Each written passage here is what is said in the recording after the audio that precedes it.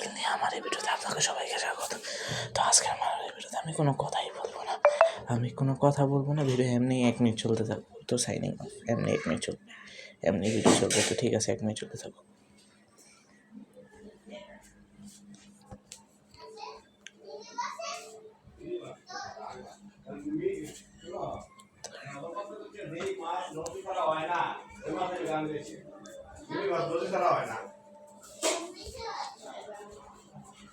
যা বড় গা পরীক্ষা না